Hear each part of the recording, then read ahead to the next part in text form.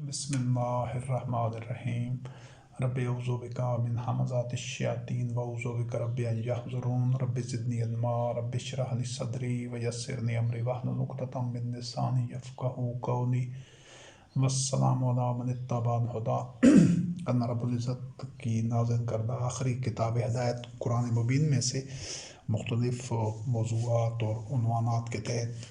چیدہ آیات آپ کے سامنے بیان کی جا رہی ہیں۔ یہ اولِ الامر منکم اور شورا بینہم سے کے عنوان سے جو ایک سلسلہ ہے، یہ اس کی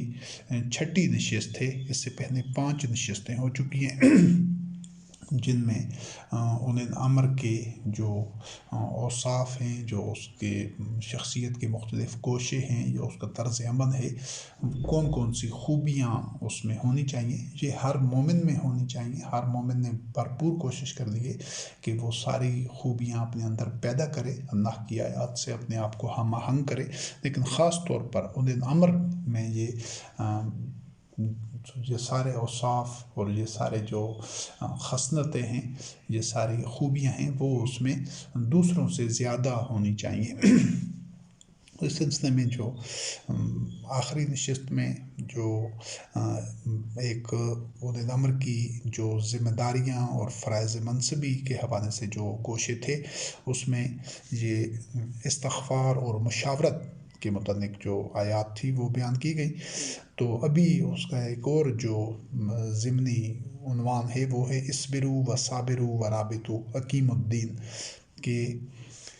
سورۃ التوبہ آیت نمبر 105 میں اللہ رب کریم نے فرمایا وَقُلْ اعْمَلُوا فَسَيَرَى اللَّهُ عَمَلَكُمْ وَرَسُولُهُ وَالْمُؤْمِنُونَ، کہ محمد رسول اللہ علیہ السلام خاتم النبیین کو حکم دیا گیا ہے کہ اعلان کر دو، ان سے کہہ دو کہ تم اپنے اپنے جگہ اعمال کرتے رہو، یعنی تم جو تمہارا روزمرہ کا معمول ہے، جو معاملات ہیں سارے دین سے متعلق، تمہاری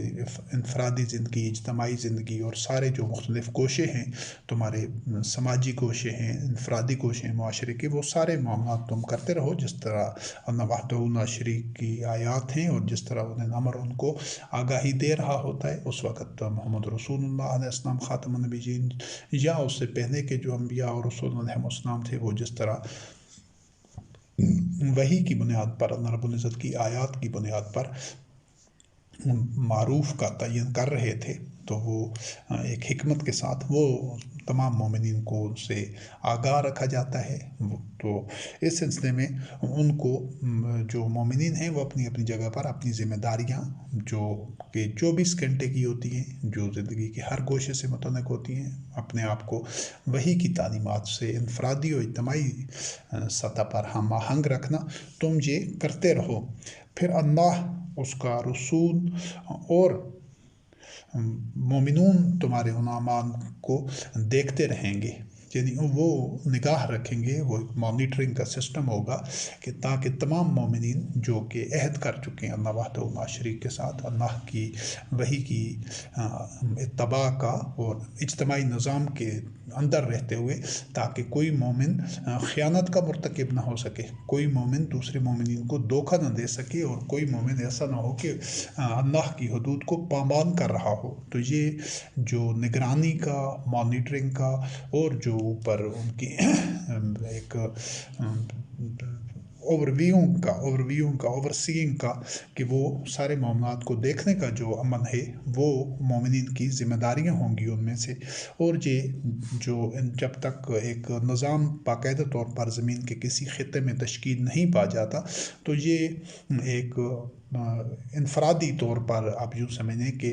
چونکہ گورنمنٹ سٹرکچر نہیں ہوگا جب تک، تو اس وقت تک یہ مومنین آپس میں ان کی ذمہ داری ہوں گی کہ وہ جن کو اولِ الامر مشاورت کے بعد جن کو متعین کرے گا کہ وہ جن امور کا جائزہ لینا، جن پر نگاہ رکھنی ضروری ہوتی ہے، وہ ان پر نگاہ رکھیں گے، ان کا جائزہ لیں گے، اور ان سے متعلق جو ان کی جو فیڈ بیک ہوگی، جو وہ سسٹم کو اولِ الامر کو ان پٹ دیں گے، تو یہ اس طریقے سے چلتا رہے گا۔ جب ایک باقاعدہ کسی خطے میں اللہ رب کریم تمکن فی الارض عطا کرتا ہے، استخلاف فی الارض، ان کو خلافت ملتی ہے، وہ ایک حکومتی سٹرکچر تشکیل دیتے ہیں، تو اس میں پھر وہ سارا کام اداروں کے ذریعے ہوتا ہے۔ جب تک ایک اسٹیٹ نہیں ہوتی، اسلامی مملکت نہیں ہوتی، تو جو مومنین کے امور ہیں ان کی نگرانی اور ان کی سرپرستی سمجھنے، جو ان پر جو نگاہ رکھنا ہے، وہ انہی میں سے کچھ دیگر مومنین یہ ذمہ داری نبھا رہے ہوتے ہیں، لیکن یہ مستقل ذمہ داری ہے جو کہ مومنین نے نبھانی ہوتی ہے۔ اور اس میں اللہ رب کریم نے جو فَسَجَرَ اللَّهُ أَمَنَكُمْ وَرَسُولُهُ وَالْمُؤْمِنُونَ، جو اللہ اور رسول کی اصطلاح کی جو پہلے وضاحت ہو چکی ہے کہ یہ ایک اجتماعی نظام ہوتا ہے، ایک اتھارٹی ہوتی ہے، ایک سٹرکچر ہوتا ہے جس میں اللہ وحدہ لا شریک کی آیات کا، قرآن کریم کا اجتماعی طور پر زندگی کے تمام گوشوں سے متعلق قرآن کریم کی آیات کا اتباع کیا جا رہا ہوتا ہے، مربوط نظام ہوتا ہے، ایک میکنزم ہوتا ہے۔ اس کو اللہ اور رسول کی اصطلاح اس کے لیے استعمال ہوئی ہے۔ محمد رسول اللہ علیہ السلام خاتم النبیین کے عہد میں یا اس سے پہلے کے انبیاء اور رسول علیہ السلام کے عہد میں تو یہ سٹرکچر خود انبیاء اور رسول علیہ السلام تشکیل دیتے تھے، لیکن اب چونکہ نبوت کا سلسلہ پایہ تکمیل تک پہنچ چکا ہے تو مومنین نے اسی ڈھانچہ کو تشکیل دینا ہوگا اور وہ ذمہ داریاں پوری کرنی ہوں گی جو اجتماعی نظام میں تمام مومنین کی ہوتی ہیں، اور ان کو اسی طرح ایک انہیں امر، چاہے جتنی بھی مومنین کی تعداد ہو، پورے کرۂ ارض پر اللہ رب کریم ان کو تمکن عطا کرے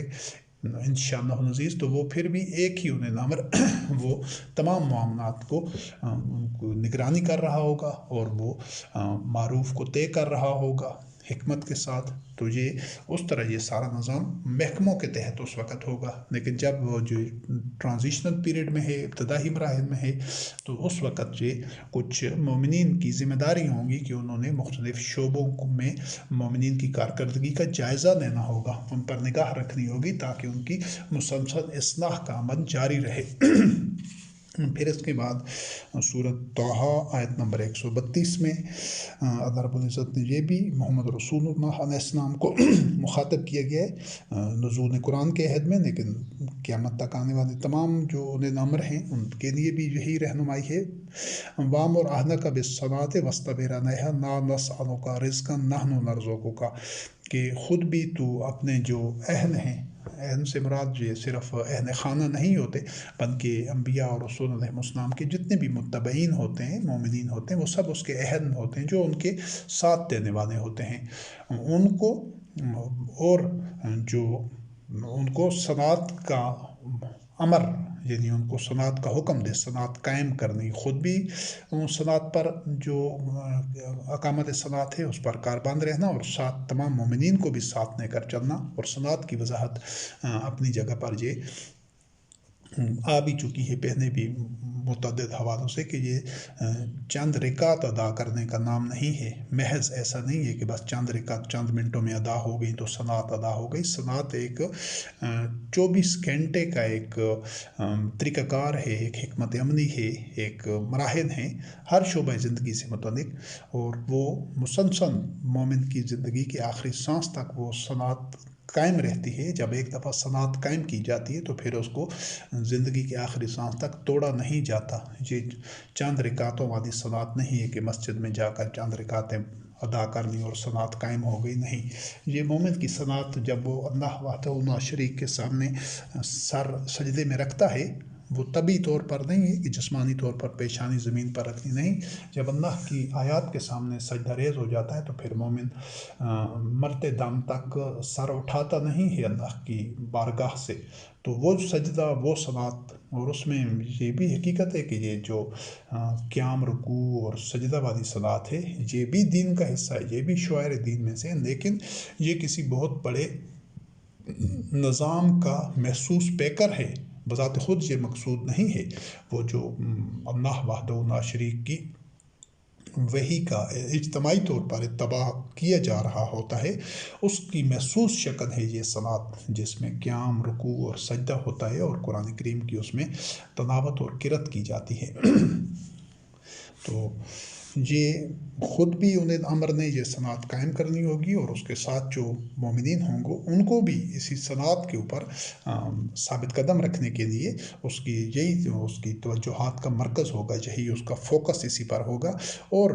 یہ رزق کے پیچھے بھاگنا اللہ رب کریم مومنین سے نہیں جاتا، وہ خیر الرازقین ہے۔ ایسا نہیں ہے کہ وہ رزق نہیں کماتے، مومنین اپنی مختلف ذمہ داریاں پوری کرتے ہیں، مختلف شعبوں میں اکتساب رزق کرتے ہیں حلال طریقے سے، اللہ وحدہ لا شریک کی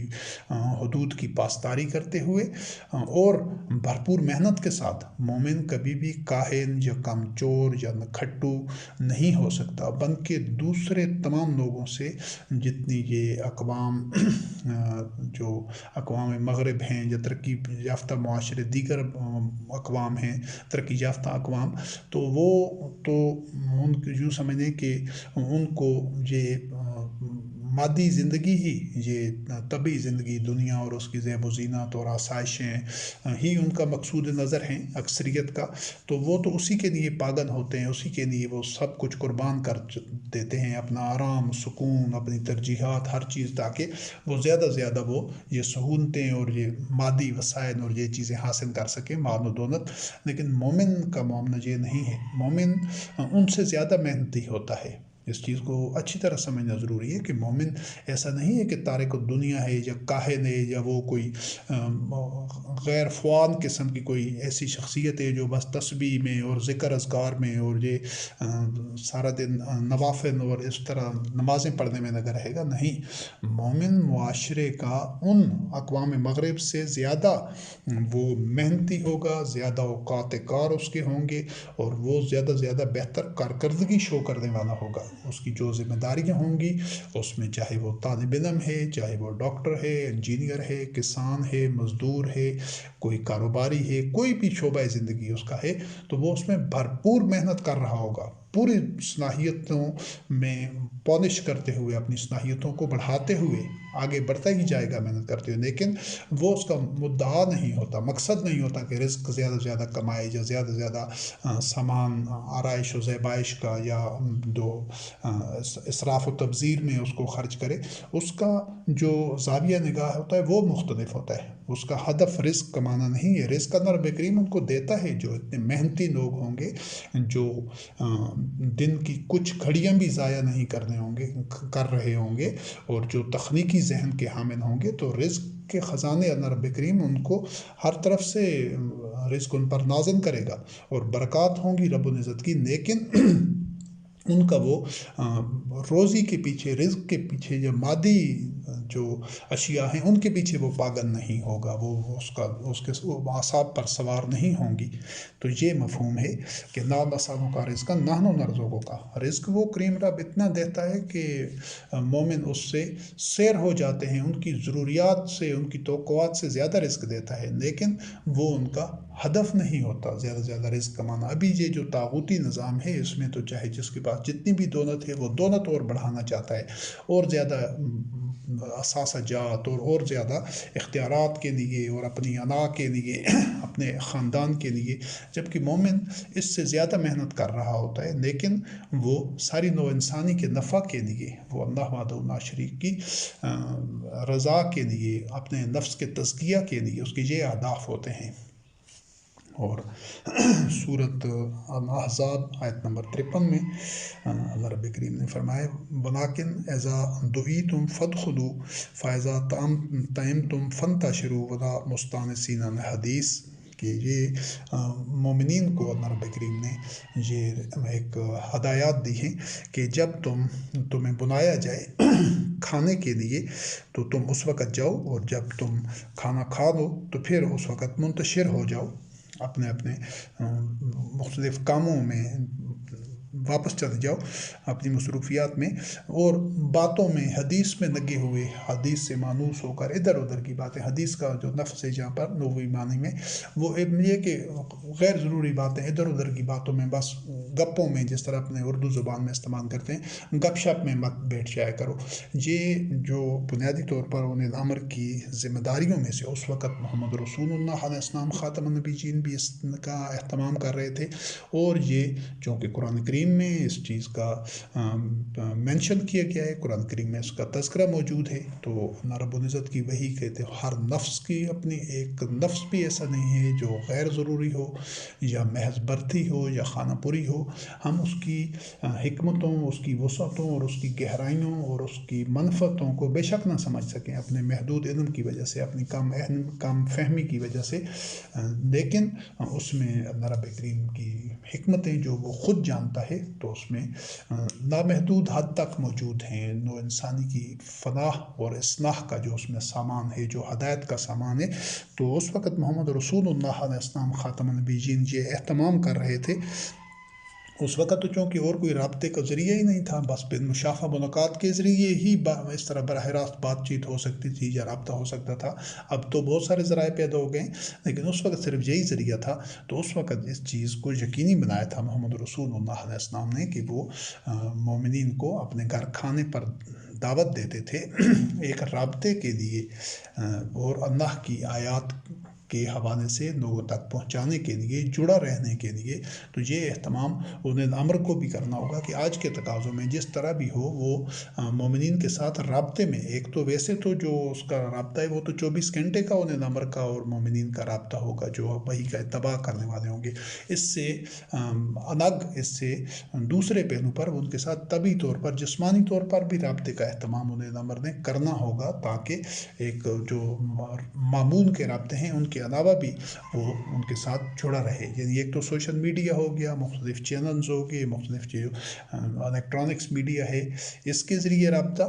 اور دیگر جسمانی طور پر بھی ان کے ساتھ جو ملاقات ہے، جو ان کے ساتھ وقت گزارنا ہے، جو ان کے ساتھ ایک انٹریکشن ہے، اس کا بھی اہتمام انہیں امر کو کرنا ہوگا۔ پھر سورۃ الحج آیت نمبر 78 میں اللہ رب کریم نے فرمایا کہ وجاہدوا فی اللہ حق جہادہ، اور آگے یہ آیت چلتے ہوئے آخر میں واعتصموا باللہ، کہ اللہ کو تھام لو، اللہ کے لیے، اللہ میں، یعنی اللہ وحدہ لا شریک نے وجاہدوا فی اللہ والذین جاہدوا فینا، اللہ میں جہاد کا یا جد و جہد کا یا کوشش کا جو حکم ہے،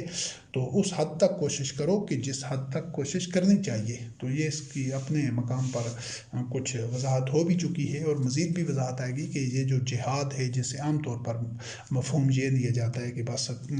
تلوار کے ساتھ یا اسلحہ کے ساتھ دشمن کا مقابلہ کرنا یا اپنا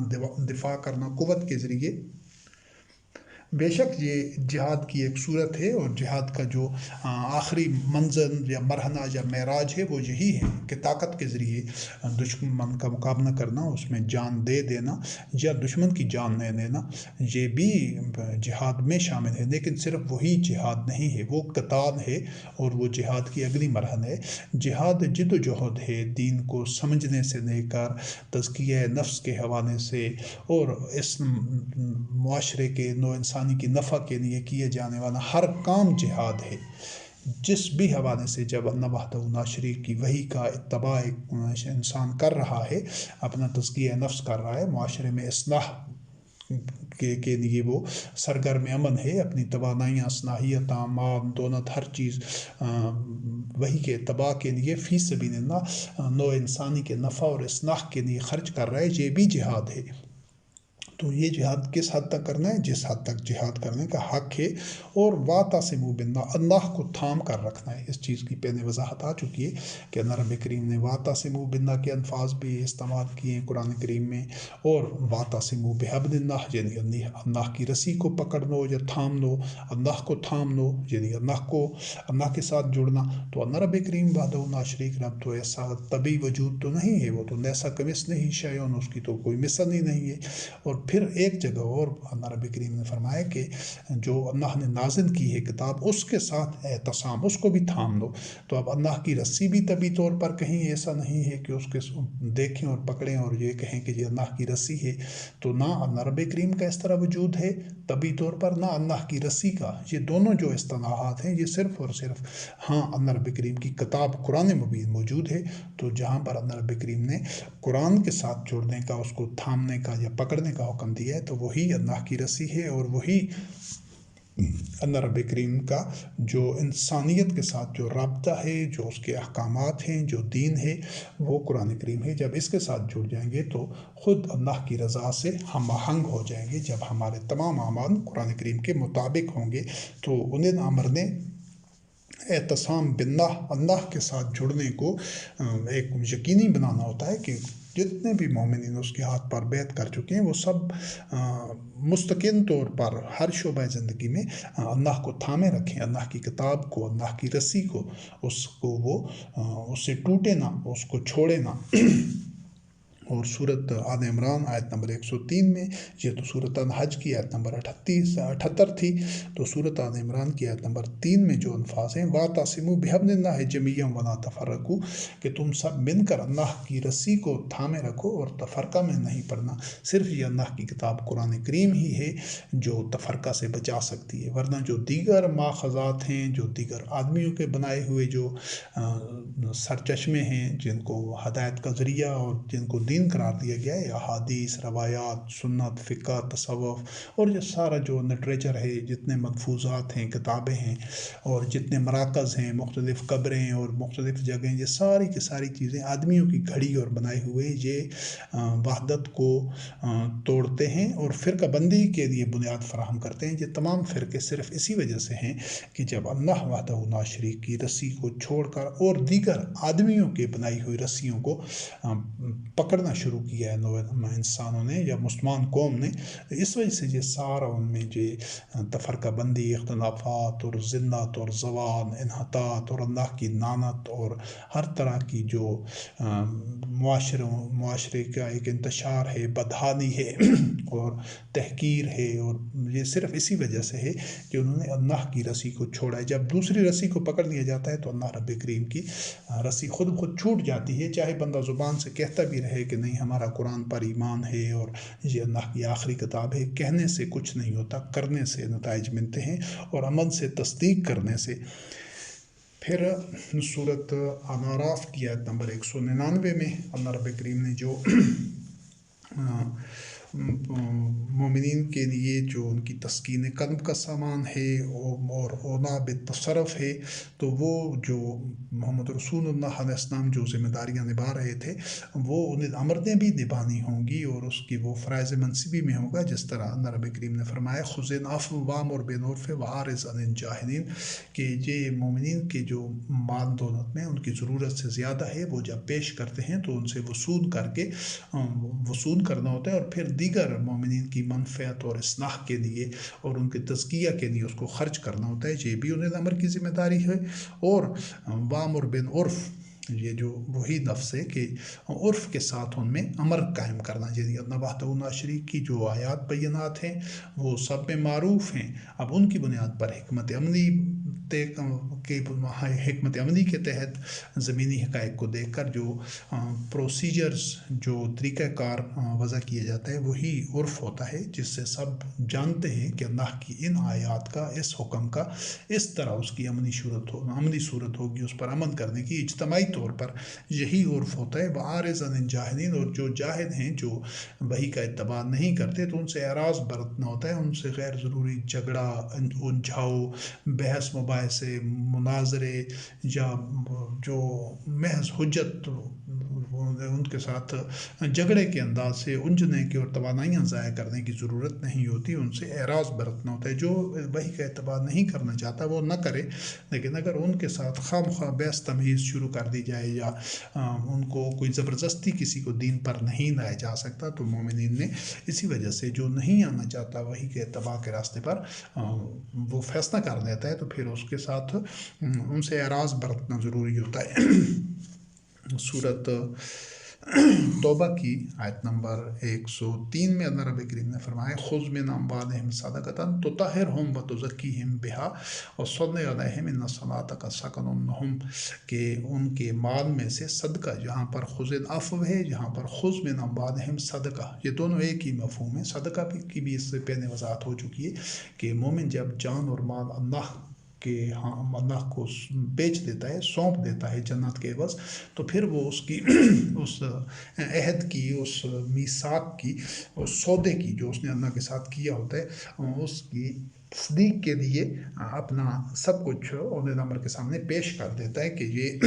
جو میری ضروریات سے زائد ہے،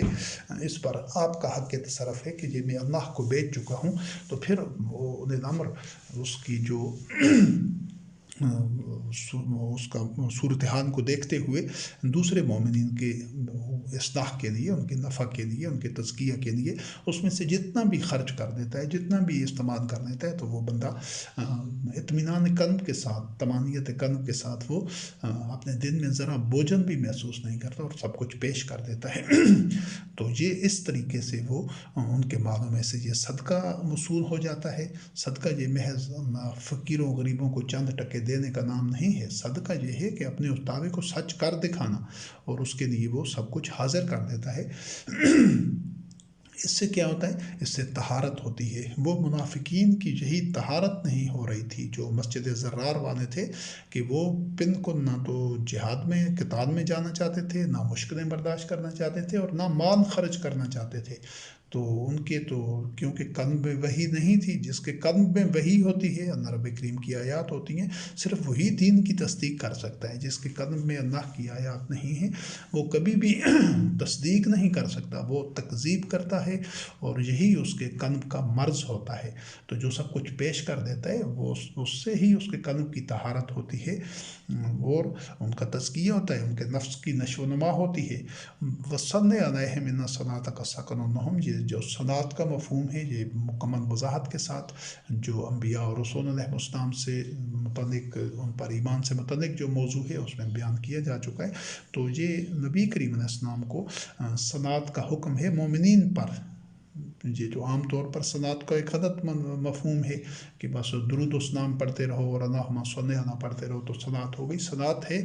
جو اللہ رب کریم کی طرف سے بھی عام مومنین پر، سب مومنین پر صلات ہے، اللہ رب کریم کی طرف سے نبی کریم علیہ السلام پر بھی صلات ہے، اور نبی کریم علیہ السلام کی طرف سے مومنین پر بھی صلات ہے۔ اب مومنین پر دو صلاتیں ہیں، ایک اللہ کی طرف سے صلات ہے، اور ایک نبی کریم علیہ السلام کی طرف سے صلات تھی۔ نبی کریم علیہ السلام پر ایک ہی جو صلات ہے وہ اللہ کی طرف سے ہے، اور دوسری صلات وہ مومنین کی طرف سے ہے۔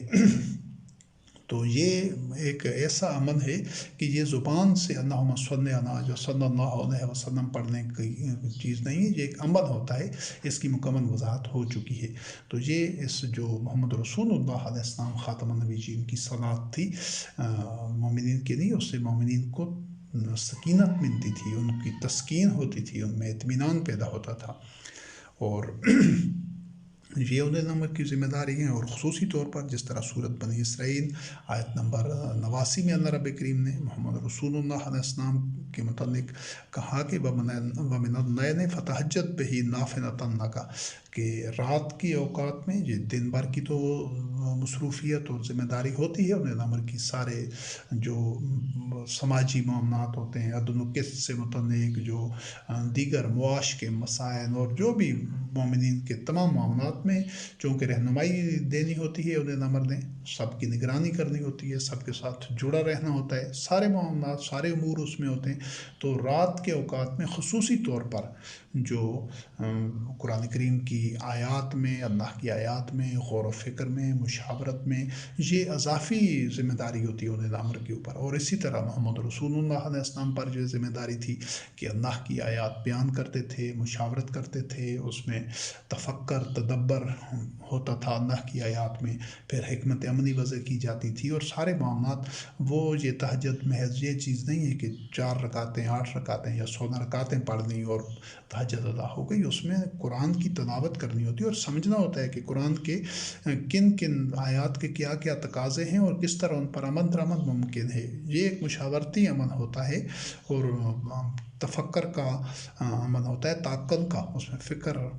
کرنا ہوتا ہے۔ قرآن کریم میں تدبر ہوتا ہے، تصریف آیات کو سامنے رکھنا ہوتا ہے اور حالات کے تقاضوں کو دیکھنا ہوتا ہے۔ یہ اضافی ذمہ داری ہے، اسپیشل ڈیوٹی ہوتی ہے، اور یہ انہیں امر اور اس کے ساتھ چند جو دیگر مومنین ہوتے ہیں، راسخون فی العلم، جو سرکردہ لوگ ہوتے ہیں، جو جن پر زیادہ ذمہ داری ہوتی ہے، وہ انہیں امر کے ساتھ رات کے اوقات میں بھی شامل ہوتے ہیں۔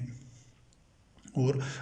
یہ مستقل عمل ہے، یعنی عام مومنین پر تو وہ جو کچھ طے ہو گیا وہی کی بنیادوں پر وہی آسان انداز سے انہوں نے بجا لانا ہے، لیکن اولو الامر کے اوپر یہ اس کے علاوہ اضافی ذمہ داری ہے۔ سورۃ انکہف کی آیت نمبر 82 میں جو اصلاح و احسان سے متعلق ہے، تو وہ یہ ہے کہ اس میں جو موسیٰ کلیم اللہ علیہ السلام جس اللہ کے عبد کے پاس، جس کے پاس علم اللہ رب کریم نے اس کو دیا تھا، تو اس کے پاس جب موسیٰ کلیم اللہ علیہ السلام گئے تو وہ جو 3 امور اس نے سر انجام دیے، تو اس کے بعد اس اللہ کے اس عبد نے، جس کو اللہ رب کریم نے علم دیا تھا، اس نے کہا وَمَا فَعَلْتُهُ عَنْ أَمْرِي ذَلِكَ تَعْوِيلُ مَا لَمْ تَسْتَطِعْ عَلَيْهِ صَبْرًا، کہ میں نے یہ اپنے امر سے، اپنی مرضی سے، اپنے جو ارادہ ہے یا خواہش ہے یا اس کی بنیاد پر یہ سارے افعال سر انجام نہیں دیے۔ یہ ہے کہ یہ ان کی پھر اس کو تعبیر بتائی کہ یہ کیوں میں نے ایسا کیا، یہ تینوں جو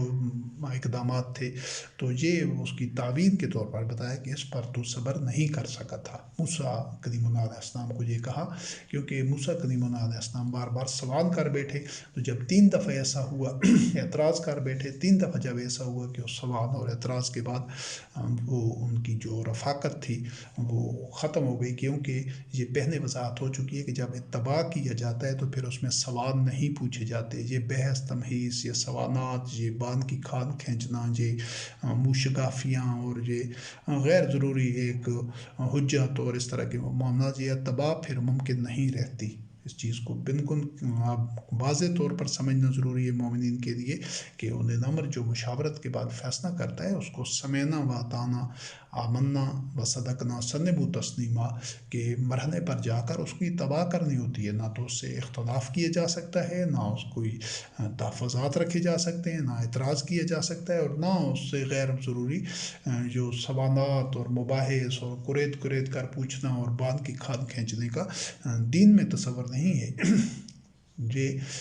جو دیگر نظام ہائے زندگی ہیں، جو قبائلی طرز زندگی ہو یا جمہوریت جو نظام کفر ہے، اس میں حزب اختلاف ہو گیا اور بائیکاٹ ہو گیا اور اس میں غیر جانبدار رہنا ہو گیا، نہیں، مومنین میں ایسا اقامت دین اتباع وحی کے نظام میں ایسا سٹرکچر نہیں ہوتا ہے۔ اور جو محاکمہ یا عدل و قسط یا قوت نافذہ جو انہیں نمبر کے پاس ہونی چاہیے، اس کی یہ بھی ذمہ داری ہے۔ اس کے حوالے سے سورۃ الشورى کی آیت نمبر 15 میں ہے وَأُمِرْتُ لِأَعْدِلَ بَيْنَكُمْ، محمد رسول اللہ علیہ السلام خاتم النبیین سے اعلان کرایا گیا، اللہ رب کریم نے اعلان کرایا کہ ان سے کہہ دیجئے کہ مجھے حکم دیا گیا ہے کہ میں تمہارے درمیان عدل کروں۔ تو یہ جو عدل کرنا ہے، یہ محض اس طرح نہیں ہے کہ بس واعظ و نصیحت ہے اور اس میں کوئی عمل کرے یا نہ کرے، جس طرح مقررین ہوتے ہیں یا جو خطیب ہوتے ہیں جمعے کے دن، یا کوئی جو مذہبی تقریبات ہوتی ہیں کہ انہوں نے باتیں بیان کر دی، جو کچھ سننے والوں نے سن لی۔ اب کوئی ایسا میکنزم نہیں ہے کہ جس میں یہ یقینی بنایا جا سکے، ایسی مشینری نہیں ہے، اس طرح کا ان میں آپس میں کوئی عہد، کوئی سٹرکچر نہیں ہے کہ جس سے پتہ چل سکے کہ جو کچھ کہا گیا ہے اس پر 100% عمل ہو رہا ہے یا نہیں ہو رہا۔ تو یہ چونکہ اس باطن مذہب میں اس طرح کی گنجائش ہے، لیکن اقامت دین کے نظام میں جس طرح پہلے تذکرہ ہو چکا ہے کہ ایسی قطعاً گنجائش ہی نہیں ہے وحی کے اتباع میں۔ وہاں پر جو بھی بندہ اللہ سے عہد کر کے جان مال اللہ کو بیچ کر وحی کا اتباع کر رہا ہوتا ہے، تو اس چیز کو پھر یقینی بنایا جاتا ہے ہر سطح پر کہ وہ ہر قدم اس کا جو اٹھ رہا ہے وہ صراط مستقیم پر اٹھ رہا ہے اور وہ وحی کا اتباع کر رہا ہے زندگی کے تمام شعبوں میں، انفرادی و اجتماعی زندگی میں۔ اور اسی چیز کو لوگوں میں عدم کرنا، اور پھر عدم کے نفاذ کے سلسلے میں جو اللہ کی وحی کے جو عملی تقاضے ہیں جب وہ واضح کر دی گئے، تو پھر مومنین نے ان سب کو یقینی بنانا ہوتا ہے کہ اللہ کی وحی کا اتباع ہو رہا ہے۔ تو پہلا تو یہ کہ وہ ایک قاضی کی حیثیت ہوتی ہے، جس طرح انبیاء اور رسول علیہ السلام کی حیثیت تھی، جس طرح ایک قاضی ہوتا ہے کہ اس کا فیصلہ ماننا ہوتا ہے، جس طرح چیف جسٹس سمجھ لیں، تو پھر اور اس کے فیصلے کے خلاف کوئی رد نہیں کیا جا سکتا، اعتراض نہیں کیا جا سکتا۔ انبیاء اور رسول علیہ السلام کا افراد کی زندگیوں میں، ان کے باہمی معاملات میں یہی حیثیت ہوتی تھی، لیکن بطور سربراہ مملکت، کمانڈر ان چیف، وہ اختیارات بھی انبیاء اور رسول علیہ السلام کے پاس ہوتے تھے، اور ان امر کے پاس بھی ان اختیارات کا ہونا ضروری ہے، تب یہ اسٹرکچر قائم ہو سکتا ہے۔ وہ محض مردہ اور بہرو واعظ و نصیحت نہیں ہے کہ کسی نے عمل کر دیا تو ٹھیک ہے، نہیں کیا تو ٹھیک ہے، آدھا کر دیا آدھا چھوڑ دیا پھر بھی ٹھیک ہے۔ یہ اس طرح یہ مذہب تو چل سکتا ہے، جس طرح یہ فرقہ بندی ہے اور جو یہ ان کے منافقین کا کھڑا ہوا مذہب ہے، ان مذہب میں تو یہ روش چل سکتی ہے، لیکن وحی کے اتباع میں اس روش کی گنجائش نہیں ہوتی۔ اور سورۃ الحجرات آیت نمبر 9 میں اللہ رب کریم نے فرمایا وَإِن طَائِفَتَانِ مِنَ الْمُؤْمِنِينَ اقْتَتَلُوا فَأَصْلِحُوا بَيْنَهُمَا فَإِن بَغَتْ إِحْدَاهُمَا عَلَى الْأُخْرَى فَقَاتِلُوا الَّتِي تَبْغِي حَتَّى تَفِيَّ إِلَىٰ أَمْرِ اللَّهِ فَإِن فَاءَتْ فَأَصْلِحُوا بَيْنَهُمَا بِالْعَدْلِ وَأَقْسِطُوا۔ اس میں پورا ایک سٹرکچر دیا گیا ہے جو سوشل سسٹم کا ہے مومنین میں، اور انہیں امر نے اسی سوشل سسٹم کو اسٹیبلش کرنا ہوتا ہے، سماجی نظام کو مستقل بنیادوں پر اس کی بنیاد رکھنی ہوتی ہے، اور اس کے اوپر ہی دین کی عمارت قائم ہوتی ہے۔ تو وہ کیا ہے کہ اگر مومنین کے کوئی دو گروہ ہیں، یا دو مومنین انفرادی طور پر ہیں، یا دو کوئی خاندان ہیں، یا دو گروہ ہیں کسی سطح پر، وہ ان میں لڑائی ہو جاتی ہے، تو ان میں صلح کرانا یہ انہیں امر کی ذمہ داری ہے، کہ تاکہ وہ لڑائی، اختلافات یا تفرقہ میں تو مومن رہ بھی نہیں سکتے، ایسا ہو ہی نہیں سکتا۔ ان کے قلوب تو الفت سے ہمیشہ لبریز ہوتے ہیں، وحدت سے، اخوت سے، ان میں تو ایک دوسرے کے خلاف ذرا سی بھی کوئی کینہ یا غل یا بغض یا عداوت ہو ہی نہیں سکتی۔ تو ایسا کس طرح ممکن ہے کہ دو مومن ہوں، وہ ایک ہی انہیں نمبر کے ہاتھ پر بیعت کر رہے ہوں، ایک ہی اللہ کی کتاب کی اطاعت کر رہے ہو، اور پھر آپس میں ان کے میں کوئی رنجش بھی ہو، کوئی دوری بھی ہو؟ ایسا ممکن نہیں ہے۔ لیکن جس طرح پہلے وضاحت ہو چکی ہے کہ بشری تقاضے ہیں، کبھی ایسا ہو سکتا ہے کسی غلط فہمی کی وجہ سے، کسی ناعلمی کی وجہ سے، یا کسی میں بشری کمزوری کی وجہ سے کوئی ایسا اختلاف، لڑائی جھگڑا، کوئی معاملہ ہو جاتا ہے، تو اس کو فور اس کا ازالہ کرنا، اس کو ختم کرنا، اور اس جو کیفیت ہے اس سے نکل کر دوبارہ الفت میں وہ باہم شیر و شکر ہو جانا، یہ انہیں امر کی ذمہ داری ہے کہ وہ مومنین کو پھر اسی صورت میں لے آئے۔ لیکن ایسا کس طرح ہوگا؟ صلح تو کرانی ہے، پھر ان کو اسی طرح جوڑ دینا ہے، جس طرح اگر وہ موتیوں کی مالا میں سے دھاگا ٹوٹے اور کچھ موتی بکھر جائیں تو پھر دوبارہ ان کو دھاگے میں پرو دیا جاتا ہے۔ بالکل اسی طرح اگر کوئی مومنین میں ایسی چیز ہوتی ہے، اب ان تو بالکل ہونی ہی نہیں چاہیے، ہو ہی نہیں سکتی، کہ جب وہ بالکل پرفیکٹ انداز سے وہی کا اتباع کر رہے ہوں، اور ان کا جو سٹرکچر ہے، وہ جو مشینری ہے، میکنزم ہے، ڈھانچہ ہے، وہ ساری ڈائمنشنز اس کی ٹھیک ہوں گی تو ایسی نوبت آئے گی ہی نہیں۔ لیکن ان کیس کہیں جھول رہ جاتا ہے، کہیں کسی میں کوئی ان کی جو اس حد تک تزکیہ نفس نہیں ہوتا، کسی سے کوئی کوتاہی ہو جاتی ہے، تو اس صورت میں ان میں اصلاح کرنی ہوتی ہے، اور تاکہ آئندہ اس چیز کی نوبت نہ آئے۔ اور اگر ان میں سے ایک نے دوسرے پر جو سرکشی کی ہوتی ہے، اگر کوئی بھی معاملہ ہے تو اس میں ایک آدمی زیادتی کرتا ہے، پھر دوسرا اس کو جواب دیتا ہے، تو جو سرکشی کا، جو زیادتی کا مرتکب ہوتا ہے ایک دوسرے کے اوپر، تو پھر اگر وہ پھر بھی سرکشی برقرار رکھتا ہے، اصلاح کے عمل کی طرف نہیں آتا، تو پھر فَقَاتِلُوا الَّتِي تَبْغِي، تو جو سرکشی اور زیادتی کرنے والا ہے، ناجائزی کرنے والا ہے، اس کے ساتھ بائیکاٹ کرنا ہوتا ہے، اس کو روکنا ہوتا ہے، اس سب کا مقابلہ کرنا ہوتا ہے، جس حد تک بھی، جس انداز سے بھی طے پائے مومنین، سارے مومنین کو اس کا حصہ بننا ہوتا ہے، تاکہ اس کو ظلم سے روکیں، اس کو سرکشی اور زیادتی سے روکیں، کہ وہ اس کو اگر کھلی چھوٹ دی گئی تو وہ اور زیادہ ظلم میں، سرکشی میں، زیادتی میں بڑھ جائے گا۔ ہاں، ایسا اس وقت تک کرنا ہے جب تک کہ وہ واپس اللہ کے امر کی طرف نہیں آ جاتا، یعنی وہ اگر اصلاح پر آمادہ ہو جاتا ہے اور وہ اپنی سرکشی سے باز آ جاتا ہے تو ٹھیک ہے، تو پھر اگر وہ آ جاتا ہے تو پھر ان میں صلح کرنی ہوگی، اور وہ کس اصول پر؟ عدل کے ساتھ، بینہما بالعدل واقسطوا، اور عدل اور قسط کے ساتھ، یعنی جس کے ساتھ زیادتی ہے تاکہ اس کی تنافی ہو جائے اور اس چیز کو یقینی بنایا جائے کہ آئندہ وہ جو زیادتی کرنے والا ہے وہ زیادتی کا مرتکب نہیں ہوگا۔ یہ ہے عدل و قسط۔ اب اگر انہیں امر کے پاس چاہے وہ 10 مومن ہوں، چاہے 20 ہوں، چاہے 50 ہوں، تو اس نے 100 ہو، 1000 ہو، لاکھوں ہوں، جب سسٹم بن جائے گا انشاءاللہ العزیز، جب ایک اسٹیبلش نظام ہوگا، محکمے ہوں گے، پھر تو یہ محکمے کی سطح پر یہ سارے معاملات ہو رہے ہوں گے۔ جو امر بالمعروف نہی عن المنکر کا شعبہ ہے، محکمہ ہے، جو قاضی کا محکمہ ہے، جوڈیشری عدل و قسط کا، وہ یہ سارے وہ محکمے ان سارے معاملات کو دیکھ رہے ہوں گے۔ لیکن جب تک وہ نظام تشکیل نہیں پاتا ٹرانزیشنل پیریڈ میں، اس وقت وہ تمام مومنین اس چیز کے لیے عہد کر چکے ہوں گے، اور وہ اس چیز کو شعوری طور پر سمجھتے ہوں گے کہ اگر کوئی مومن آپس میں کوئی ایسی آپس میں یا کسی دوسرے شخص کے ساتھ، جو بے شک مومن نہ ہو لیکن وہ اگر زیادتی کرتا ہے اور وہ ناجائزی کرتا ہے، وہ اللہ کی حدود کو توڑتا ہے، تو پھر تمام مومنین نے انہیں امر کی اطاعت کر کے اس کے خلاف ایکشن لینا ہوگا، اس کو اس چیز سے روکنا ہوگا، اور اس کو اس چیز کی اجازت نہیں دینی ہوگی۔ پھر جو بھی اقدام انہیں امر طے کرے گا، سارے مومنین اس اقدام پر منوان امن درآمد کے پابند ہوں گے، تاکہ وہ تمام مومنین کی جو قوت ہے، جو صلاحیتیں ہیں، وہ انہیں امر میں مرتکز ہوں، اس کے پاس ہوں، تاکہ وہ ظلم اور زیادتی اور جو ناجائزی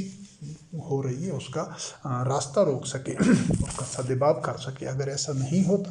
تو یہ پھر سٹرکچر ایک تو چل نہیں سکتا، اور محض واعظ و نصیحت ہے، اور اس طرح جو محض واعظ و نصیحت کرنے والے ہیں یہ بہت سارے ایسے مبلغین ہیں، مقررین ہیں،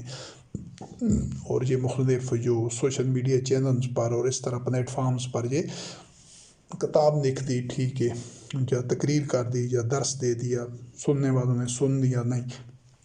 وہ جو زندہ نظام ہے، اس زندہ نظام میں اس چیز کی گنجائش نہیں ہوتی، بلکہ اس چیز کو یقینی بنایا جاتا ہے کہ سب جو بھی اس کا حصہ ہیں، جو اللہ سے عہد کر چکے ہیں، بیعت کر چکے ہیں، وہ سب کے سب وہی کا اتباع کر رہے ہیں اور آسان انداز سے کر رہے ہیں، اس کو یقینی بنایا جاتا ہے۔ پھر جو اگنا اس کا ضمنی موضوع ہے وہ ہے ترک موانات سے متعلق۔ اس میں سورۃ محمد کی آیت نمبر 29 سے لے کر 31 تک ہے۔ ام حسب الذین فی قلوبہم مرض ان لن یخرج اللہ اضغانہم ولو نشاء لاریناکم فلعرفتہم بسیماہم ولتعرفنہم فی لحن القول واللہ یعلم اعمالکم ولنبلونکم حتی نعلم المجاہدین منکم والصابرین ونبلو اخبارکم۔ یہ جو اس وقت جو مخاطب تھے وہ محمد رسول اللہ علیہ السلام خاتم النبیین تھے ان آیات کے، تو لیکن یہ قیامت تک اولل امر کی ذمہ داری ہوگی کہ وہ جو کچھ ان آیات میں ایک نب نباب بیان کیا گیا ہے کہ نفاق کا خاتمہ، کہ مومنین میں کوئی منافق نہ رہے۔ اگر کسی کے دل میں نفاق کا مرض پیدا ہوتا ہے، کیونکہ جو کافر ہوتے ہیں، جو دشمن ہوتے ہیں، وہ تو آشکارا ہوتے ہیں، اعلان ہوتے ہیں، سب کو پتہ ہوتا ہے کہ یہ کفار ہیں، یہ مخالف ہیں، اور وہ مومنین کی صفوں میں نہیں گھسے ہوتے۔ تو یہ جو منافقین ہوتے ہیں، یہ مار آستین ہوتے ہیں، یہ آستین کا سانپ ہوتے ہیں، یہ جو بظاہر دوست لیکن حقیقت میں دشمن ہوتے ہیں، تو ان کو اپنی صفوں سے نکالنا، ان کے ساتھ کوئی نرمی نہ کرنا اور ان پر مسلسل نگاہ رکھنا۔ یہ جو پچھلی آیت میں یہ جو قرآن مجید میں یہ حوالہ گزر چکا ہے کہ اللہ اور اللہ کا رسول اور مومنین تمہارے عمل کو دیکھیں گے، تو یہ یہی ذمہ داری ہے جو انہیں امر نے ہمیشہ پوری کرنی ہوگی۔ بالکل اس طرح کہ جس طرح آپ کہہ سکتے ہیں کہ جسم میں اگر کوئی فاسد مادہ آ جائے خوراک میں یا کسی طریقے سے، تو وہ جسم پورا اس کے خلاف لڑتا ہے، اس کو نکالتا ہے، مختلف جو اعضاء ہیں، کہ تاکہ بقایا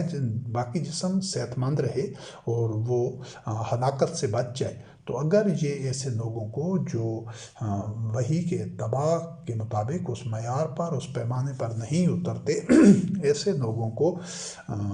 اپنی صفوں میں سے نکالنا انتہائی ناگزیر ہوتا ہے، اور ہمیشہ اس چیز کے اوپر نگاہ رکھنا ہوتا ہے۔ تمام مومنین کی ذمہ داری ہے جو اس سلسلے میں جس کو جو ذمہ داریاں اولیا الامر سونپے گا، اور اولیا الامر کی اپنی سب سے بڑھ کر ذمہ داری ہے کہ اپنی صفوں میں ایک بھی ایسے بندے کو شامل نہ رہنے دے جو کہ وحی کا اتباع کرنے والا نہ ہو، اور جس وہ اس معیار پر وحی کا اتباع نہ کر رہا ہو جو معیار ضروری ہے تمام مومنین کے لیے۔ تو اس سلسلے میں یہ اللہ رب العزت نے فرمایا کہ جن کی قلوب میں مرض ہے، جو منافقین ہیں، کیا وہ یہ سمجھے بیٹھے ہیں کہ اللہ ان کے جو دلوں میں کینہ ہے، جو بغض و عداوت ہے مومنین کے لیے، اللہ کی آیات کے لیے، حق کے لیے، لیکن وہ زبان سے بظاہر تو کہتے ہیں کہ ہم مسلمان ہیں، مومن ہیں، اور بظاہر وہ عبادات وغیرہ شعائر اسلام پر بھی کاربان تھے، عبادات پر بھی، لیکن ان کے دل کے اندر کینہ تھا، وہ وحی کا اتباع نہیں کر رہے تھے، اللہ کی نازل کردہ وحی کا ان کے قلوب میں طہارت نہیں تھی، وہ نجس تھے۔ اور وہ کیوں کہ وہ پہلے جو مشرکانہ عقائد و نظریات تھے، دنیا کی محبت تھی، آخرت پر ایمان نہیں تھا، بزدل تھے، اپنے مال و دولت سے، اپنی جان سے محبت کرتے تھے، اس کو اولین ترجیح پر رکھتے تھے، اور یہ انہی انسانوں میں ہوتا ہے وہی جن کے قلوب میں داخل نہیں ہوتی، جن کے قلوب میں داخل ہو جاتی ہے اللہ کی وحی، ان کے لیے یہ ساری چیزیں پیمانی ہو جاتی ہیں۔ وہ زندگی گزار رہے ہوتے ہیں ان چیزوں کے ساتھ، ذمہ داریاں پوری کر رہے ہوتے ہیں، لیکن وہ ان کے پاؤں کی زنجیر نہیں ہوتے، وہ خود ایک ارتقاء کی وہ سیڑھی چڑھ چکے ہوتے ہیں، جبکہ منافقین یہ سیڑھی نہیں چڑھے ہوتے، وہی ان کے قلوب میں ہوتی نہیں ہے، زبانی طور پر وہ اقرار کر رہے ہوتے ہیں، اعلان کر رہے ہوتے ہیں کہ ہم مسلمان ہیں، مومن ہیں۔ تو اللہ رب کریم نے فرمایا کہ یہ نہ سمجھے کہ اللہ ان کے کینوں کو، جو ان کے اندر دلوں میں وہ کھوٹ ہے، جو میل ہے، وہ نہیں نکالے گا۔ اور اگر اللہ رب العزت نے فرمایا کہ اگر ہماری مشیت ایسی ہوتی تو ہم ان کو چہروں کے ذریعے ان کی پہچان کرا دیتے، یعنی کہ منافقوں کے اللہ رب کریم چاہتا تو منافقوں کے چہروں سے پتہ چل جاتا کہ یہ منافق ہیں، لیکن نہیں، ان کو ان کی بات کے ٹیڑھا پن سے پہچاننا ہے۔ جی اس وقت محمد رسول اللہ علیہ السلام کو بھی کہا گیا کہ ان کو ان کی حرکتوں کے ذریعے، چہروں سے نہیں۔ قرآن کریم میں نام بھی اللہ رب کریم چاہتا تو نازل کر دیتا کہ فلاں منافق ہے، فلاں منافق ہے، فلاں منافق ہے، سب پر اس طرح ناموں سے، چہروں سے آشکارا ہو جاتا، لیکن نہیں، اللہ رب العزت نے فرمایا کہ ان کو فی نہنن کون، وہ جو بات میں ان کی کجی ہے، ٹیڑھا پن ہے، وہ جو دین سے، وحی کے اتباع سے وہ جو پہلو تہی کرتے ہیں، ان کے ہر عمل میں ان کی یہ چیز کون و فین سے آشکارا ہے، ان سے اس کو پہچاننا ہے۔ تو اللہ رب کریم تو تم سب کے اعمال سے واقف ہے، اور جو اللہ رب کریم تو علیم بذات الصدور ہے، وہ تو اعمال کو دیکھ رہا ہے، لیکن اولیا الامر نے بھی ایک نگرانی کا جو سارا نظام چلانا ہوتا ہے، اس میں وہ بھی مومنین کی اعمال کے اوپر نگرانی اور نگاہ رکھتا ہے۔ اور وَلَنَبْلُوَنَّكُمْ، یہ مختلف جو مراحل آتے رہتے ہیں، ان سے جو منافق ہیں وہ ایک جس طرح فلٹر میں سے جو اجزاء، وہ جو اس فلٹر کے سٹینڈر سے باہر ہوتے ہیں، وہ اجزاء نکل جاتے ہیں، یا جس طرح آپ یوں سمجھیں کہ جو انسانی جسم میں جس طرح ایک اللہ رب کریم نے اس طرح فلٹریشن کا نظام رکھا ہے کہ اس کے خون میں جو مضر صحت اجزاء ہوتے ہیں، جو زہریلے اجزاء ہوتے ہیں، تو وہ گردوں کے ذریعے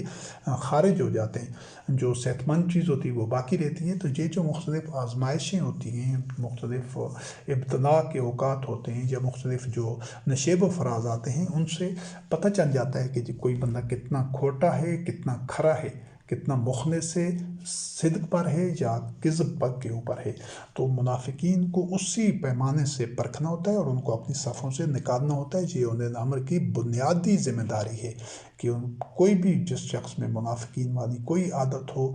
کوئی حرکت ہو، کوئی اس کا رویہ ہو، تو اگر وہ اپنی اصلاح نہیں کرتا تو اس کو بلا تاخیر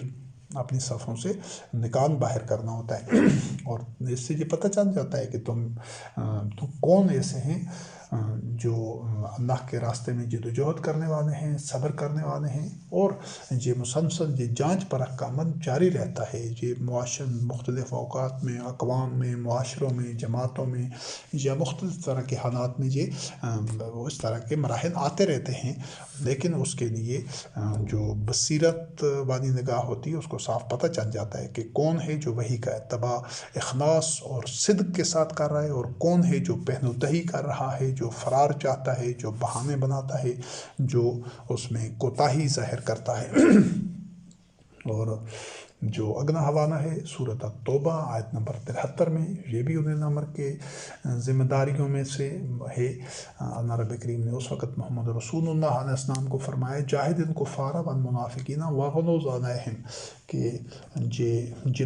جہاد کرو کفار اور منافقین کے خلاف، اور تاکہ وہ تمہارے اندر سختی پائیں۔ واغلظ علیہم، سختی ان کے لیے، نرمی نہیں رکھنی ان کے لیے۔ تو یہ جہاد جد و جہد کا ہے، یعنی ان کو اپنی صفوں سے نکالنا بھی ہے، اور اگر وہ تلوار اٹھا کر سامنے آتے ہیں تو پھر تلوار بھی، اور پھر اس وقت وہ کفر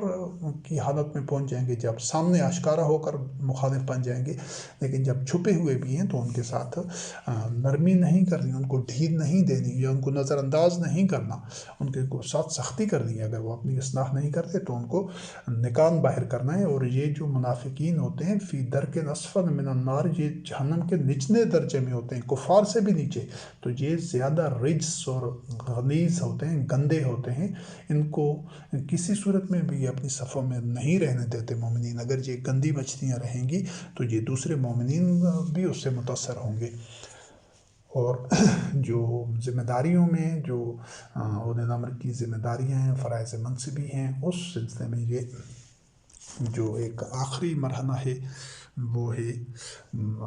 قتال فی سبیل اللہ کا بطریق جاہدوا فینا، یعنی کہ اللہ وحدہ لا شریک کے راستے میں قتال کرنا تلوار کے ذریعے۔ لیکن اس کی ابتدا کہاں سے ہوتی ہے؟ جد و جہد سے ہوتی ہے۔ پہلے اس کی وضاحت ہو چکی ہے کہ مومنین تزکیہ نفس کے ذریعے، اللہ کی آیات کا علم حاصل کرنے کے ذریعے، اصلاح معاشرہ کے ذریعے وہ جد و جہد کا عمل شروع کر دیتے ہیں۔ وہ ہو رہا ہوتا ہے، اس کے ساتھ وہ اپنے جان مال پیش کر دیتے ہیں، اپنے کردار میں ایک اس کو وہی سے ہم آہنگ کرتے ہیں۔ تو یہ سارے کا سارا جد و جہد کا مرحلہ ہے۔ یہ بھی فی سبیل اللہ جد و جہد ہے، اصلاح معاشرہ، اپنی ذات کا تزکیہ، اور لوگوں کے نفع کے لیے، خیر خواہی کے لیے جتنے بھی اقدامات ہیں۔ جب یہ اقدامات کسی معاشرے میں مومنین کسی بھی جگہ پر یہ اقدامات کر رہے ہوتے ہیں تو ان کے ساتھ اللہ رب کریم کی نصرت و تائید ہوتی ہے، اور اس نظریے کی سچائی اور حقانیت ہوتی ہے جس نظریے پر وہ عمل پیرا ہوتے ہیں۔ تو لوگ ان کے نتائج کو دیکھ کر، ان کے حسن عمل کو دیکھ کر، جو صالح لوگ ہوتے ہیں، جو حق کے متلاشی ہوتے ہیں، جن کے قلوب میں صدق ہوتا ہے، وہ ان کے ساتھ جڑتے جاتے ہیں، اور پھر اللہ رب کریم ان کو اتنی قوت دے دیتا ہے کہ وہ دشمن کا، جو مخالفین کا، طاغوت کا جو ظلم ہے، جو جبر ہے، جو شر ہے، فساد ہے، جو ان کی جو ریشہ دوانیاں ہیں، ان کو وہ قوت کے ساتھ روک سکتے ہیں۔ لیکن یہ اگلا مرحلہ ہوتا ہے۔ یہ بھی اولي الامر کی ذمہ داری ہوتی ہے کہ اس نے مومنین کو اس کے لیے آمادہ اور تیار کرنا ہوتا ہے، ان کا ایک ذہن سازی کرنی ہوتی ہے، ان کی تربیت کرنی ہوتی ہے، تاکہ وہ، کیونکہ اگلے مرحلوں میں جا کر اگلے مراحل میں یہ چیز پیش آنی ہوتی ہے۔ تو سورۃ النساء کی آیت نمبر 84 ہے، اس میں اللہ رب کریم نے فرمایا فقاتل فی سبیل اللہ لا تکلف الا نفسک وحرض المؤمنین عسى الله ان یکف باس الذین کفروا واللہ اشد باسا واشد تنکیلا، کہ اللہ کے راستے میں قتال کرو، اور اللہ تمہیں اس چیز کا ذمہ دار ٹھہراتا ہے کہ جو تمہاری اپنی حد تک ہے۔ تو یہ ہر دور میں اس وقت محمد رسول اللہ علیہ السلام خاتم النبیین بھی اپنی ذات کی حد تک ذمہ دار تھے، دوسروں تک پہنچانا ذمہ داری تھی، بلاغ المبین، اللہ کی آیات کو کر کے دکھانا بھی ذمہ داری تھی ان پر، خود اول المسلمین عمل کر کے۔ لیکن دوسروں سے کوئی چیز انبیاء اور رسول علیہ السلام جس طرح جبرن نہیں کرا سکتے تھے اور نہ کراتے تھے، اسی طرح کوئی مومن یا اولي الامر بھی دوسروں سے بن اکراہ، بن جبر ایسا نہیں کہہ سکتا کہ تم ضرور قتال کرو، جہاد کرو، یا اسلام کو قبول کرو، یا حق کا اتباع کرو۔ یہ ان کی اپنی صوابدید پر ہے، وہ اللہ وحدہ لا شریک کی مشیت کے مطابق اگر اس کے عہد ہوں گے تو پھر وہ ضرور حق کا اتباع کریں گے۔ اگر ان میں طلب ہوگی، وہ کوشش کریں گے، وہ اس درجہ تک اخلاص اپنے اندر پیدا کریں گے، تب وہ وہی ان کے قلوب میں اترے گی اور وہ اللہ کے ساتھ عہد کریں گے اور وہ وہی کا اتباع کریں گے۔ اگر کوئی ایسا نہیں کرنا چاہتا تو پھر اللہ رب کریم کو اس کی نہ تو ضرورت ہے اور نہ وہ اللہ رب العزت اس کو اس راستے پر لاتا ہے، بلکہ ان کے دلوں پر زنگ لگتا جاتا ہے اور وہ جب مستقلاً یہ فیصلہ کر لیتے ہیں کہ وہ اپنے اصلاح کے لیے دروازے بھی خود بند کر دیتے ہیں تو پھر ان کے دلوں پر تالے لگ جاتے ہیں، مہریں لگ جاتی ہیں۔ لیکن یہ مہریں اللہ وحدہ لا شریک نہیں لگاتا، یہ بندے خود لگاتے ہیں۔ اور بحرز المومنین، اور مومنین کو آمادہ رکھنا ہوتا ہے قتال کے لیے، جہاد کے لیے ہر وقت، وہ جان کے ذریعے، مال کے ذریعے، چونکہ دونوں اللہ کو بیچ چکے ہوتے ہیں۔ صلاح ہو آئیں یکفہ باس الذین کافر ہو، یہ بھی ہو سکتا ہے کہ اللہ رب کریم وہ مومنین کی جو تیاری ہے، جس انہماک کے ساتھ، جس اخلاص کے ساتھ، جس شدت اور قوت کے ساتھ وہ تیاری کر رہے ہیں، اس کی بنیاد پر وہ جو کافر ہیں وہ اپنے اندر یہ ہمت بھی نہ پائیں جو دین کے مخالف ہوتے ہیں، دین اللہ کے، کہ وہ مومنین کا مقابلہ کریں اور وہ میدان میں آئیں۔ تو ایسا بھی ہو سکتا ہے کیونکہ اللہ رب کریم بندہ ہو اشد و باسا و اشد و تنقیدہ، جس طرح پہلے تذکرہ ہو چکا ہے کہ جو اللہ رب العزت کے اسماء الحسنہ ہیں، جو وہ ہر مومن نے اپنے اندر ان کو منعکس کرنا ہوتا ہے، وہ خاصیتیں، وہ خوبیاں، وہ خواص اپنے اندر پیدا کرنے ہوتے ہیں، ان کی جھلک مومن میں نظر آنی چاہیے علی حد بشریت۔ اللہ رب العزت میں وہ سارے جو اسماء الحسنہ ہیں، وہ خوبیاں ہیں، جتنی قرآن کریم میں بیان کی گئی، وہ حدود ناآشنا ہیں، وہ حد سے ماورا ہیں، کیونکہ وہ لیس کمثلہ شیء رب ہے، اس کی تو کوئی مثل ہی نہیں، تو اس کو نہ آنکھ دیکھ سکتی ہے، نہ وہ انسان کے قیاس و گمان میں یا اندازوں میں سما سکتا ہے کہ وہ ان چیزوں سے ماورا ہے، محدود نہیں ہے۔ تو محدود انسانی عقل محدود ہے، اس کا علم محدود ہے، اس کی سمجھ محدود ہے، تو محدود کے اندر نامحدود نہیں سما سکتا، نامحدود کا احاطہ محدود کبھی بھی نہیں کر سکتا۔ تو اللہ رب کریم کے جو اسماء الحسنہ ہیں، ان میں سے جو اللہ رب العزت نے فرمائے اشد و باسا و اشد و تنقیدہ، سخت لڑائی میں سخت، اور جو مقابلہ کرنے میں سختی میں، انتقام لینے میں،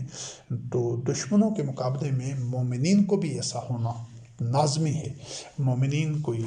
بزدل، کوئی کم ہمت، کوئی شکست خوردہ ذہنیت کا اور وہ مغلوب ذہنیت کا ہو ہی نہیں سکتا۔ ہاں، اس وقت تک مومن نے وہ ابتلا میں سے گزرنا ہوتا ہے، اس وقت تک اذیتیں برداشت کرنی ہوتی ہیں، اس وقت تک مصائب میں ثابت قدم رہنا ہوتا ہے، جس وقت تک اجتماعی طور پر وہ اتنی قوت حاصل نہیں کر لیتے کہ جب تک وہ دشمن کے مقابلے میں تلوار کے ساتھ، قوت کے ساتھ اس کے مقابلے میں نہ آ جائیں۔ جب اتنی قوت جمع ہو جاتی ہے تو پھر تمام کے تمام مومنین، یہ محض چند مومنین کا یا کوئی اس کا ذمہ داری نہیں ہوتی ہے، تمام کے تمام مومنین پوری قوت اور شدت کے ساتھ فیصلہ کن انداز سے ٹکراتے ہیں کہ وہ یا تو فتح ان کا مقدر ہوتی ہے یا پھر اپنی جان اللہ وحدہ لا شریک کی جو ساتھ کیے گئے جو عہد ہے، جو سودا ہے، اس کی تصدیق کے طور پر جان قربان کر دیتے ہیں اور شہید ہو جاتے ہیں۔ اتنی شدت اور اتنی قوت کے ساتھ جب میدان میں آئے، جب تک نہیں آنا، فیصلہ ہے کہ ابھی قوت مجتمع ہو رہی ہے، قوت میں اضافہ ہو رہا ہے، ابھی اتنی قوت جمع نہیں ہوئی، اس وقت تک برداشت کرنا ہے، ہر حد تک برداشت کرنا ہے، زیادتیوں کو بھی، جو ایذا ہے، جو ابتلا ہے، جو فتنہ ہے، جو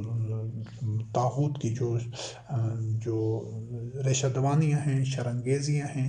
ایذا رسانیاں ہیں، سب کو صبر و استقامت سے برداشت کرتے چلے جانا ہے۔ لیکن جب فیصلہ ہو جائے گا تو پھر تمام کے تمام مومنین، ایسا نہیں کہ یہ کوئی چند مومنوں کی ذمہ داری ہوگی، ہر مومن جو قتال میں، جہاد میں حصہ لے سکے گا، جس کا کوئی عذر نہیں ہوگا، یعنی بچے ہیں، خواتین ہیں، بوڑھے ہیں، وہ اس سے مستثنا ہوں گے۔ بقایا جتنے مومنین جس انداز سے، جس طرح فیصلہ ہوگا، اس نے پوری قوت کے ساتھ طاغوت پر ضرب لگانی ہوگی اور اس کے ظلم اور فساد کو اس کا راستہ روکنے کے لیے اسے ٹکرانا ہوگا اپنے دفاع کے لیے اور پھر اگلے مرحلے میں ظلم کے خاتمے کے لیے۔ تو یہ جو پہلا مرحلہ ہوتا ہے قتال کا، یہ اپنے دفاع کے لیے ہوتا ہے کہ تاکہ دشمن کو، طاغوت کو، اولیاء شیطان کو ان کے ظلم سے روکا جائے۔ تو جب وہ مومنین اس قابل ہو جاتے ہیں کہ اپنا دفاع کر سکیں اور دشمن سے اپنا بچاؤ کر سکیں، تو پھر اللہ رب کریم ان کے اور قوت میں اور ان میں اضافہ فرماتا ہے، ان کا مومنین میں اور صبر و استقامت ہوتا ہے، افرادی قوت زیادہ ہوتی ہے، وسائل زیادہ ہوتے ہیں۔ تو پھر جو اگلا مرحلہ ہے وہ سورۃ النساء کی آیت نمبر 75-76 میں اللہ رب العزت نے بیان فرمایا کہ وَمَا لَكُمْ لَا تُقَاتِلُونَ فِي سَبِيلِ اللَّهِ وَالْمُسْتَضْعَفِينَ مِنَ الرِّجَالِ وَالنِّسَاءِ وَالْوِلْدَانِ الَّذِينَ يَقُولُونَ رَبَّنَا أَخْرِجْنَا مِنْ هَٰذِهِ الْقَرْيَةِ الظَّالِمِ أَهْلُهَا وَاجْعَلْنَا مِن لَّدُنكَ وَلِيًّا وَاجْعَل لَّنَا مِن لَّدُنكَ نَصِيرًا الَّذِينَ آمَنُوا يُقَاتِلُونَ فِي سَبِيلِ اللَّهِ وَالَّذِينَ كَفَرُوا يُقَاتِلُونَ فِي سَبِيلِ الطَّاغُوتِ فَقَاتِلُوا أَوْلِيَاءَ الشَّيْطَانِ إِنَّ كَيْدَ الشَّيْطَانِ كَانَ ضَعِيفًا۔ کہ مومنین جب اللہ رب کریم نے ان کو قوت دی تھی اور وہ کفار کی کمر توڑ چکے تھے، لیکن کفار، مشرکین اور اللہ کے جو دشمن تھے طاغوت، وہ بھی اپنی ریشہ دوانیوں سے، اپنے ظلم اور فساد سے، اپنے شر سے باز نہیں آئے تھے۔ ان کے میں اندر وہ مومنین کے اوپر وہ ظلم ڈھا رہے تھے، جو خصوصی طور پر جو مکہ میں تھے۔ تو اب ان مکہ کے ان مومنین کو جو کہ ہجرت کرنے کی پوزیشن میں جو تھے، وہ تو ہجرت کر چکے تھے، لیکن جو عذر تھا جن کا، وہ ہجرت نہیں کر سکتے تھے، وہ بچے تھے، بوڑھے تھے، خواتین تھی، تو وہ جو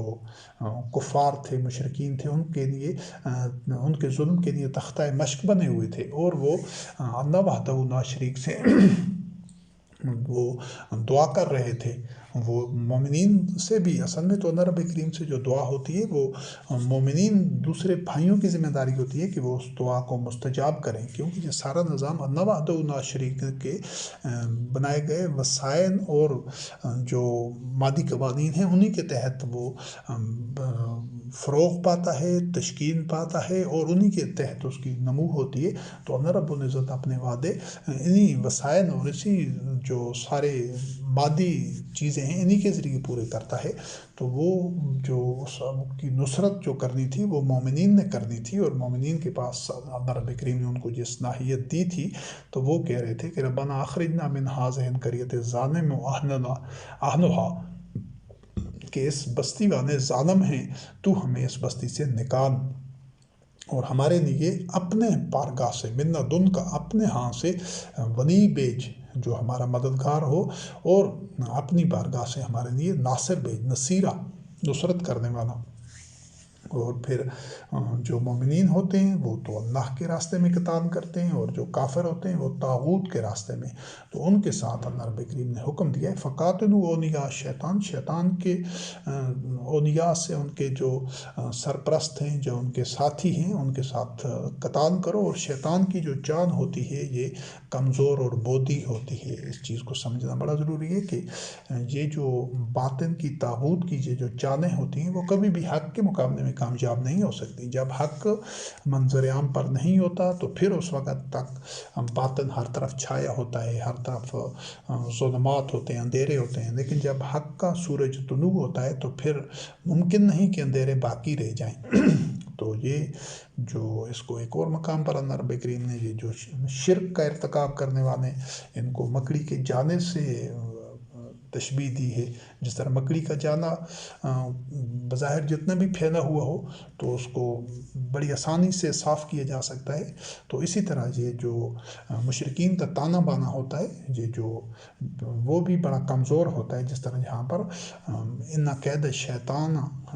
الشیطان کان ضعیفا، یہ اس کی شیطان کی جو چالیں ہوتی ہیں، پلاننگیں ہوتی ہیں، مکر ہوتا ہے جو ان کی، وہ بڑی کمزور ہوتی ہے، وہ مومن کے سامنے نہیں ٹھہر سکتی۔ مومن کی جو بصیرت ہوتی ہے، جو اس کی قوت ہوتی ہے، جو اخلاص ہوتا ہے، جو اس میں صبر و استقامت ہوتی ہے، اس کا مقابلہ کفار، مشرکین، شیاطین، ان کے اولیاء کبھی کر ہی نہیں سکتے، نہ منافقین کر سکتے۔ تو آج کی نشست میں یہ جو اولی الامر سے متعلق جو مختلف گوشے تھے، وہ یہ ایک نشست امید ہے ان سے متعلق انشاءاللہ ایک نشست ہوگی، اور وہ ہوگی اولي الامر کا جو منصب ہے، اس کے اختیارات ہیں اور اس کی اطاعت و اتباع کا درجہ کیا ہے اور وہ کس نوعیت کی ہے۔ تو یہ بھی اس کی امید ہے کہ آخری نشست ہوگی اور اس میں یہ انشاءاللہ عزیز موضوع مکمل کر لیا جائے گا۔ تو انشاءاللہ عزیز اگلی نشست تک کے لیے جس میں کہ یہ موضوع مکمل ہو جائے، وہ یہ نشست اب طویل ہو گئی ہے، تو اگلی نشست میں انشاءاللہ عزیز یہ مکمل ہو جائے گا۔ والسلام علیکم۔